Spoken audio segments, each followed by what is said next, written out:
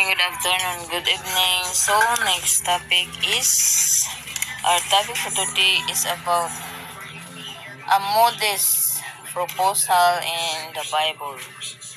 Brothers and sisters, a modest proposal sa Bible.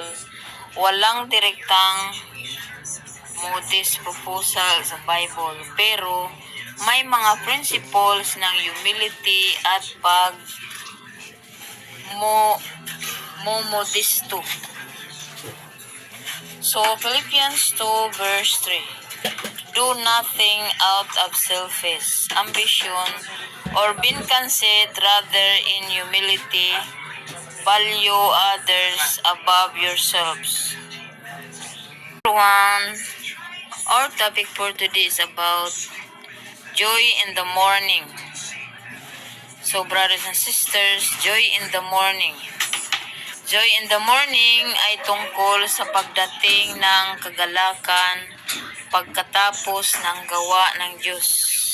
Psalms 30 verse 5. Weeping may stay for the night, but rejoicing comes in the morning. So, buot pasabot mga kahigalaan nga kung kita karon nag-antos, pero sa pag-abot sa panahon, ugma damlag kita malipayon kung dili kita muundang. Topic is pain no more pain. Pain no more, brothers and sisters. So, it means pain no more ay tungkol sa pag-alis ng sakit sa pagdurusa. Revelation 21 verse 4.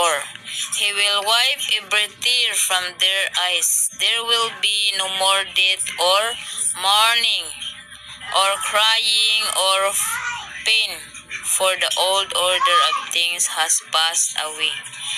So, sa pagdating ng Panginoon, pag-abot sa atong Diyos, pero karon nagdusa kita sa labi na sa mga umaabot ng mga persecution, magantos kita og matira ang matibay kung sa Tagalog pa, mga brothers and sisters. So, pag-abot sa panahon,